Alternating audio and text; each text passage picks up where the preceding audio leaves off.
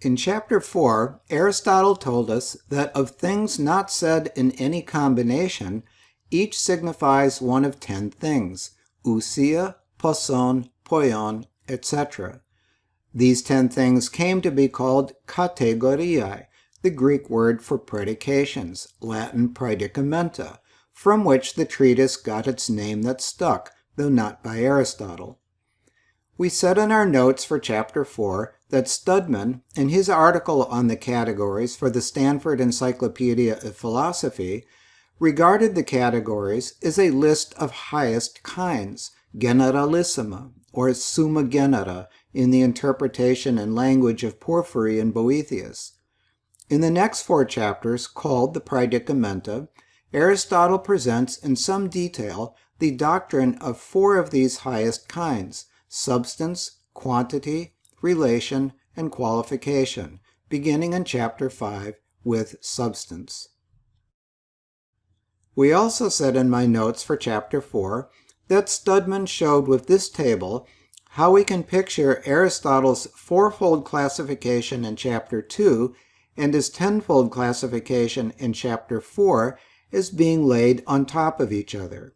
I will continue to make use of this diagram.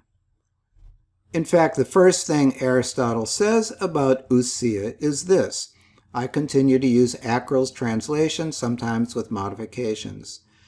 That which is called a substance, most strictly, primarily, and most of all, is that which is neither said of a subject nor in a subject. For example, the individual man or the individual horse. Ousia de estin he kyriotata kai protos kai malista legomene, he meta kats hypokemenotinos legetai, met en hypokemenoi tini estin, hoion hotis anthropos e hotis hippos. However, besides substance in this its strictest definition, there is a type of substance Aristotle calls secondary substance, deuterae de ousiae legomtai, in hois edesin hai protos ousiae legomenae hyparcusin. The species in which the things primarily called substances are called secondary substances, tautata, kaitaton edon tuton gene, these and the genera of these species. Aristotle defines secondary substances as the species and genera of primary substances. He does not say so explicitly, but it is clear these secondary substances belong to the classification of those things which, like primary substances, are not in a subject, but which, unlike primary substances, are said of something as subject. But going back to species and genera, hoion hotis anthropos in edemen hyparche toi anthropoi genos de tu edus esti tos toion. For example, the individual man belongs in a species, man, and animal is the genus of the species. Deuterae un hautai leguntai ousiae, hoion hota anthropos kai tos toion. So these, both man and animal, are called secondary substances. It is clear from what was earlier said, paneron de ekton eremenon, which Ackrell says presumably refers to Aristotle's earlier assertion of the transitivity principle, that if something is said of a subject, both its name and its definition are necessarily predicated of the subject. For example, when man is said of the individual man as subject, both the name anthropos and its definition or logos are predicated of the individual man. Ton de en hypokemenoi onton, but as for things that are in a subject, i.e. the things that were later called accidents, the logos can never be predicated of the subject, though in some cases the name may be. For example, white, which is in a subject, the body, is predicated of the subject, for a body is called white. Hoion to leukon in hypokemenoi on toisomati kategoretai tu hypokemenu, leukon gar soma legetai. But the logos of white will never be predicated of the body. ho de logos tu leukou udepota kata tu somatos categore thesetai. To wrap up this initial overview of ousia, Aristotle says all other things, ta de alla panta, that is, everything in the metaphysical universe except primary substances, etoi kat hypokemenon legetai ton proton ousion, are either said of the primary substances as subjects, e in hypokemenais autais estin, or are in the primary substances as subjects. Now, someone might counter this claim, Acral notes, by pointing out that animal is said of man, but man is a secondary substance. Color is in body, but body is a secondary substance. Aristotle therefore examines such cases. This is clear, Aristotle says, from an examination of cases. Tuto de paneron ekton kathekasta prokedis domenon, hoion, to stoion kata tu anthropu categoretai. Animal is predicated of man, i.e., the genus is predicated of the species. Ukun kai kata tu tinos anthropu categore thesetai to stoion, and therefore will also be predicated of the individual man, i.e., of the primary substance. Why? Egar kata medanos ton tinon anthropon ude kata anthropu holos. For were it predicated of none of the individual men, it would not be predicated of man at all. Palin to chroma in somati. Again, color is in body.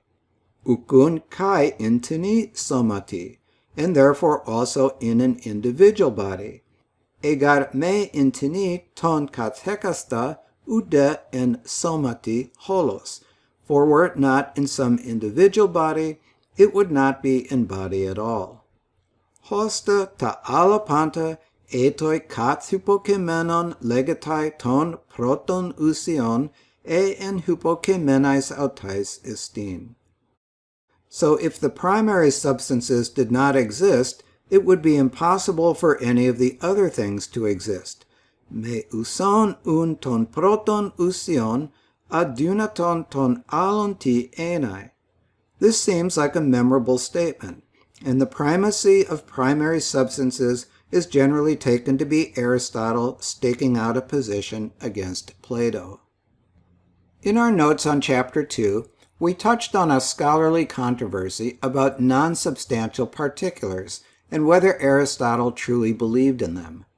Acral and the Aristotelian scholar G.E.L. Owen represented the yes and the no in this debate. Since we were probably getting ahead of ourselves in airing the debate that early in our walkthrough of the categories, we will just recall that it is the example of color in this passage that Acral characterizes as, quote, compressed and careless. According to Acral, Aristotle should not have said that because color is in body, it is in this individual body, since color by itself is separable from the individual body, and therefore does not meet the criterion of inseparability in Aristotle's definition of in something. Instead, Aristotle should have said that it is an individual instance of color, a particular color, that is in this individual body. In other words, a particular color that cannot be said of anything else. What Acral therefore regards as Aristotle's relaxed sense of in here may be connected, he says, with Aristotle's almost complete neglect after Chapter 2 of individuals in non-substance categories. Owen, on the other hand, saw this passage as the only proof you need that Aristotle did not believe in non-substantial particulars. Aristotle clearly says here, Owen argues, that color is in body. The white in Socrates is not a particular white, but an instance of the same universal white that can be said of Plato, Callias, etc. Of secondary substances, the species is more a substance, malon ousia, than the genus, for the species is nearer to the primary substance. Ton de deuteron ousion malon ousia to eidos tu genus, engeungates protesusias estin. Aristotle gives two arguments for this. If asked tiesti of the primary substance, say of the individual man, answering with man, its species, will be more informative, gnoremoteron, and more apt, oikeoteron, than answering with animal, its genus. Second, it is because the primary substances underlie all the other things, and all the other things are predicated of them or are in them, that they are called substances most of all. Eti hyprotaiousiai, dia totois alois hapasin hypokestai, kai pantata ala kata tuton categorestai e enautais enai, dia tuto malista usiai leguntai. But as the primary substances stand to the other things, so the species stands to the genus, for the species underlies the genus. Hostege hyprotaiousiai prosta ala panta ekusin, huto kaito eidos prostogenos eke. Hypoketai gar to eidos toi gene. For the genera are predicated of the species, but the species are not predicated reciprocally of the genera. Tamen gar gene kataton edon categoretai, tada ere kataton genon uk antistrepe. Hoste kayak tuton to eidos tu genus malon usia. Aristotle's second argument is that as the primary substances hypokentai all other things, literally they underlie all the other things, so the species hypoketai the genus, literally it underlies the genus. And it is this non-reciprocal relation of hypokestai, underlying, that makes the species more a substance than the genus. Acro consistently translates hypokestai and to hypokemenon as subject, so he translates this passage as, it is because the primary substances are subjects for all the other things, and the species is a subject for the genus. I will come back to this. Aristotle has so far asserted that of the secondary substances, the species is more a substance than the genus. He is talking about species and genera that are in a subordinate relationship, what in Chapter 3 he called ta hyp alela gene. But what of different species that are not in a subordinate relationship, what in Chapter 3 he called heterogene, and what here he calls autata ere hosa meesti gene. In this case, one species is no more a substance than the other. Uden malon heteron heteru usia estin. For it is not more apt, oikeoteron, to say of the individual man that he is a man, than to say of the individual horse that it is a horse. And similarly of the primary substances, one is no more a substance than another. The individual man is no more a substance than the individual ox. Aristotle's second argument for his assertion that the species is more ousia than the genus relied on his analogy between primary substances underlying all other things, translated by Acrel as the primary substances are subjects for all the other things, and species underlying the genus, translated by Acrel as the species is a subject for the genus. By design, Acrel is consistent in his translation of Aristotle's technical terms, which is a good thing. And perhaps in part because Boethius's word for hypokemenon is subjectum, subject seems to be by far the most common translation for hypokemenon. Most common, but not universal. Michael Chase, in his translation of Simplicius's commentary on the Categories, equally consistently translates hypokemenon as substrate, and I have seen it translated in German as das Zugrunde liegendes. Along the lines of Zugrunde liegendes, in reading and rereading the Greek in this passage, I have found I am more comfortable with the literal rendering underlying. The problem I have slowly come to realize is that the translations of key Aristotelian terms are so entangled with competing schools of philosophy in antiquity and so weighted down with multiple meanings in philosophy, linguistics, and logic through the centuries that they can be hopelessly ambiguous, misleading, or inadequate. Boethius translates ousia with substantia, hence our substance, but that loses the significant connection in the Greek with the verb to be. Trying to distinguish between predicable, predicate, and predication, I at least find very confusing.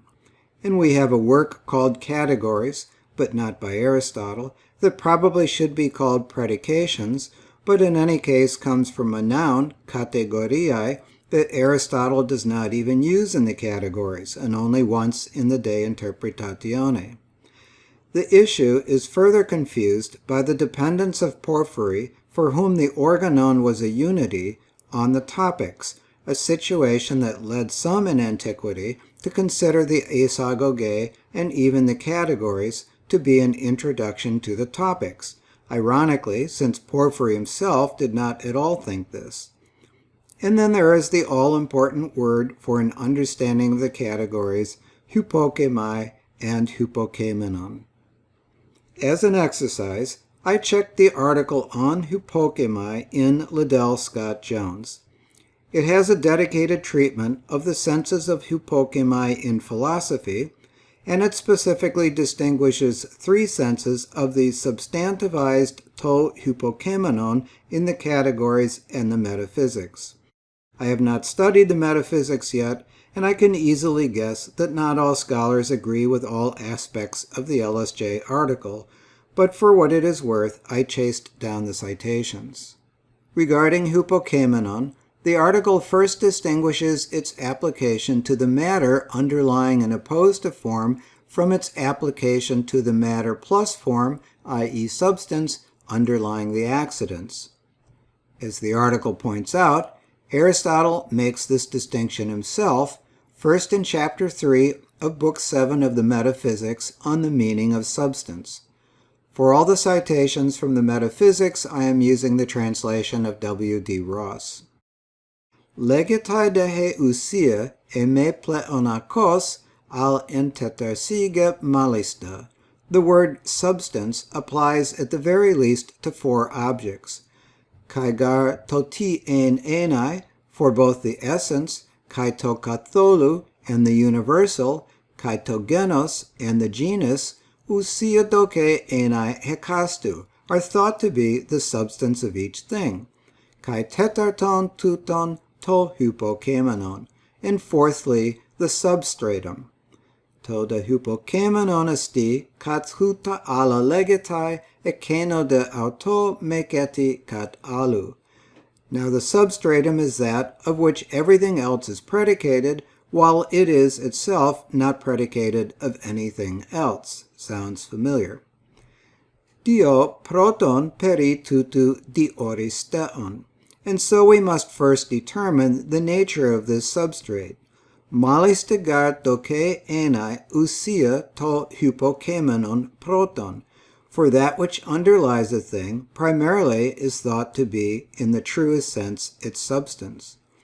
Toiuton de tropon mentina he hule legetai, alon de tropon he morpe, triton de to ektuton. And in one sense, matter is said to be of the nature of substratum, in another, shape, this is LSJ distinction 1, and in a third, the compound of these, LSJ distinction 2. What does Aristotle mean by matter and form? Lego de ten men hulein hoion ton kalkon, ten de morpen to schema tes ideas, to de ektuton ton andrianta to synholon. Matter, he hule, is the bronze. The shape, he morpe, is the pattern of its form, and the compound of these is the statue, the concrete whole. So according to Aristotle, hypokemenon sometimes means the bronze, sometimes the shape or form, and sometimes their combination, the statue. Further on in Book 7, Chapter 13, Aristotle repeats the distinction. Kai gar peri tu ti en enai, kai tu hypokemenu, both about the essence and about the substratum of which we have spoken before, hoti dikos hypoketai, that it underlies in two senses. E todetion hosper to stoion tois pathesin, either being this, which is the way in which an animal underlies its attributes, the substance opposed to its pathe, or accidents, ehos he hule te entelekei, or as the matter underlies the complete reality, the substance opposed to its entelekia. And a little further, Chapter 1 of Book 8, a continuation of the discussion about substances. Hautai, these, the generally recognized substances, desin hai aistetai, are the sensible substances, i.e., things from the natural world that we experience with our senses. Haid aistetaiusiai pasai hulein ekusin, and sensible substances all have matter. Esti deusia to hypokemenon, the substratum is substance. Allos men he hule, and this in one sense the matter, allos de hologos kai he morpe, and in another sense the formula or shape. LSJ distinction 1, triton de to ek tuton, and thirdly the complex of these two, LSJ distinction 2. For the first distinction, to hypokemenon applied to matter as opposed to shape, eidos, or to the complete reality, entelekia, the article cites the passage in the Metaphysics near the beginning of Book 1, where Aristotle distinguishes the four causes, formal, material, efficient, and final. Epede paneron hotiton ex arches aition de laben epistemen. Evidently, we have to acquire knowledge of the original causes. Ta de aitia legetai tetrakos, and causes are spoken of in four senses. Hon mian men aitian pamen enai ten usian, kai to ti en enai. In one of these we mean the substance, i.e. the essence, the formal cause. Heteran de ten hulen kai to hypokemenon. In another, the matter or substratum, the material cause. In his discussion of causes, Aristotle considers the views of the pre-Socratics. In that context, he applies to hypokemenon in LSJ's second way. Most of those philosophers, said Aristotle, thought only in terms of material causes and posited elements like fire, air, water, and earth, from which all things come to be and into which they are resolved. And dia tuto ute gignestai uten oiontai ute apolustai hostes toiates pusaos ae sois domenes. And therefore they think nothing is generated or destroyed, since this sort of entity is always conserved. Hosper udeton sacraten pamen ute gignestai haplos hotan gignetai kalos e musikos ute apolustai hotan apobale tautas tas hexes. As we say, Socrates neither comes to be absolutely when he comes to be beautiful or musical, nor ceases to be when he loses those characteristics, i.e. accidents. Dia to hypomenen to hypokemenon ton Socraten auton, because the substratum, Socrates himself, remains. LSJ cites one other passage from the Metaphysics, returning to Book 7, Chapter 12, in which to hypokemenon is applied to matter plus form opposed to pathe. The context is the problem or aporia concerning the unity of definition, horismos. The problem wherein can consist the unity of that, the formula of which we call a definition, as for instance in the case of man, two-footed animal. For let this be the formula of man. Dia typote henestin huton logon horismon enai pamen, hoion tu anthropu tos doion dipun, esto garhutos autu logos. Why then is this one and not many, namely animal and two-footed? Dia ti de tuto henestin al upola, sdoion kai dipun. For in the case of man and pale, epimen gar tu anthropos kai leukon, there is a plurality when one term does not belong to the other. Polamen estin hotan me huparke thateroi thateron. But a unity when it does belong, hende hotan huparke, and the subject has a certain attribute, i.e. the accident of being pale. Kai patheti to hypokemenon ho anthropos.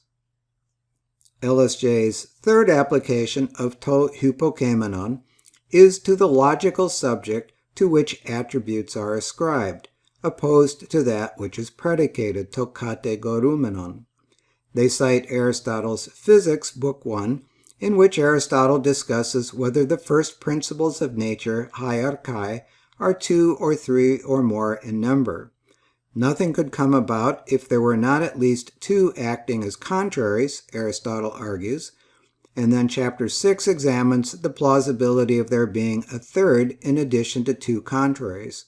As translated for Oxford by Hardy and Gay, other objections to the view that it is not necessary to assume a third principle as a substratum may be added. Prostitutois etikan todatis aporesean emetis heteran hypothesis tois enantios pusin. We do not find that the contraries constitute the substance of anything. Utenoscar horomen ton onton usian tanantia. But what is a first principle ought not to be the predicate of any subject. Ten de archein ukat hypokemenu de legistaitinos. If it were, there would be a principle of the supposed principle. Estaigar arche tes arches. For the subject is a principle, and prior presumably to what is predicated of it. Togar hypokemenon arche, kai proteron doke, tu kategorumenu enai. That leaves us with the 2 citations LSJ gives for the categories, both passages already well known to us. In the presentation of the fourfold classification in Chapter 2, the criterion en hypokemenoi udini enai, to not be in any underlying thing, not in any subject, is translated by Ackrell, not in any substrate, is translated by Michael Chase, indeed opposes substance to accident, LSJ's second application. And in the opening sentence of Chapter 3, what is predicated, to kategorumenon, is indeed distinct from what it is predicated of as of a subject or as of a substrate, LSJ's third application. In sum, as I read and reread the Greek text, I find I feel compelled sometimes to discard the standard translations and the historical baggage they entail and try instead to penetrate further the meaning of Aristotle's Greek. For some reason, I felt especially compelled to do that with diato tois alois hapasin hypokestai here. On the all-important phrases kat hypokemenu legetai and en hypokemeno estin, Ackrell says it is often held, though he does not say by whom, that set of and in introduce notions of radically different types, set of being linguistic or grammatical and meaning grammatical subject, and in being metaphysical or ontological and meaning substrate. Ackrell contends that Aristotle's fourfold classification is a classification of things and not names. Skipping some of his arguments, he says that subject means neither grammatical subject nor substance or substrate, but is a mere label for whatever thing has anything said of or in it. This is why Aristotle, Ackrell says, explains his statement hai protaiousiai diato tois alois hapasin hypokestai, primary substances are subjects for all other things, by adding that all the other things are predicated of them or are in them, kai panta ta'ala kata tuton kategorestai e enautais enai. Aristotle has defined secondary substances as being the species and genera of the primary substances. Now he justifies calling species and genera substances, but only species and genera. kotos de metatas protas usias mona ton alon ta ere kai ta gene deltarai usiai legontai. It is reasonable that, after the primary substances, their species and genera should be the only other things called secondary substances. For only they, of things predicated, reveal the primary substance. Monagar de loi ten protenusian ton categorumenon. Ton gartina anthropon an apodidoitis tiesti. For if one is to say of the individual man what he is, tomen eidos etogenos apodidus oikeos apodose, it will be in place to give the species or the genus. Cagnorimoteron poiese anthropon eis doion apodidus, though more informative to give man than animal, with reference to the previous argument that the species is more substantive than the genus. Here are oikeos and gnorimoteron again as criteria.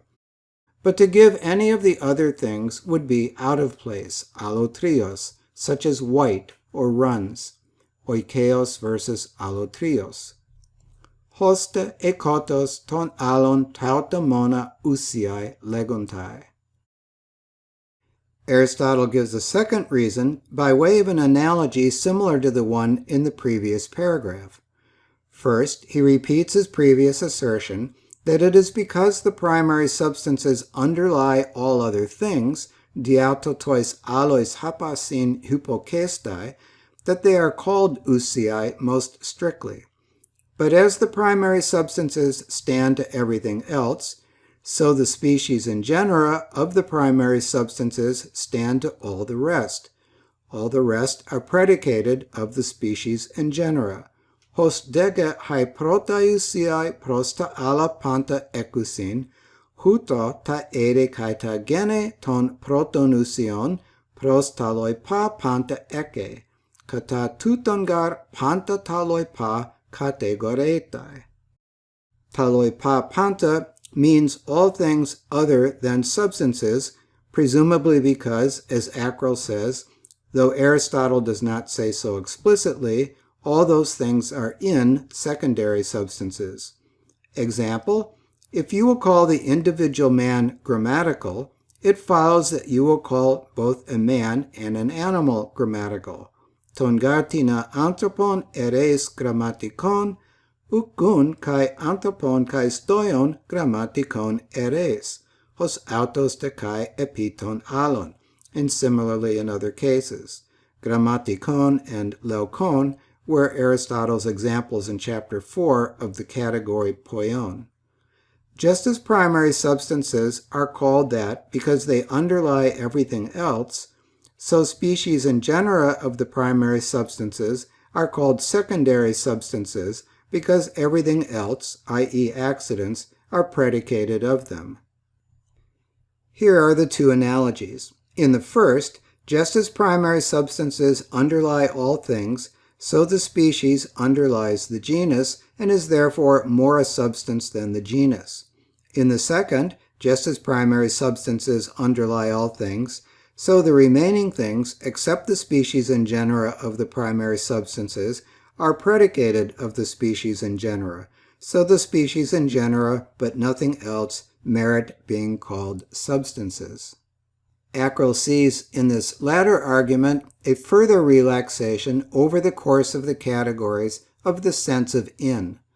It is now implied, he says, not only that generosity can be described as in Callias, i.e. the individual man, even though generosity could certainly exist in the absence of Callias, that was the first relaxation, but also that generosity can be described as in man, i.e. the species, simply on the ground that some one particular man is generous, and not, as it strictly should be, on the ground that all instances of generosity are in individual men. Before I proceed, I need to correct a mistake. In my digression on the difficulties posed by traditional translations of certain key Aristotelian terms, I said the following: and we have a work called Categories, but not by Aristotle, that probably should be called predications, but in any case comes from a noun, categoriae, that Aristotle does not even use in the categories and only once in the De Interpretatione. Actually, Aristotle does use the noun categoria twice in the categories, in a passage we will see shortly about predications, categoriae, made from substances. That doesn't change my point, however. Aristotle himself does not name or refer to his 10 categories as categories, categoriae, and according to modern consensus, he did not himself name the work categoriae, but since that name is stuck, it would technically be more accurate to call it predications. My notes for Chapter 5 continue on the following video.